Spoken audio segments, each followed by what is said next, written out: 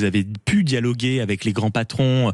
Il y a une sensation assez vertigineuse de déconnexion. La masse populaire, la très grande masse populaire, ne peut pas comprendre qu'une très grande entreprise touche des aides publiques conséquentes, plusieurs dizaines, voire centaines de millions d'euros, verse des dividendes conséquentes, pratique le rachat d'actions et licencie la même année. D'ailleurs, il y a des patrons qui l'ont dit.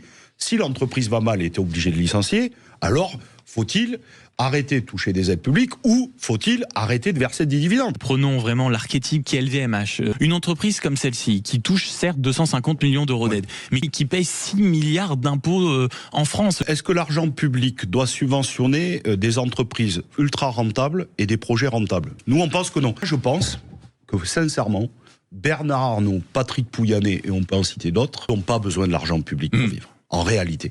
Par contre, nos TPE-PME, nos ETI, pour aller peut-être se renforcer, décarboner, embaucher, elles ont besoin d'être accompagnées. On propose, et d'ailleurs c'est une proposition de Patrick Pouyanné, le PDG de Total Energy, qui dit, comme moi, plutôt les avances remboursables.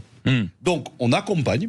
Il n'y a pas une obligation de résultat, parce qu'une entreprise, on peut l'accompagner et elle peut échouer. Par contre, il y a une obligation de moyens. Et en plus, si ça réussit, il y a un retour à bonne fortune pour la puissance publique qui retrouve ses deniers.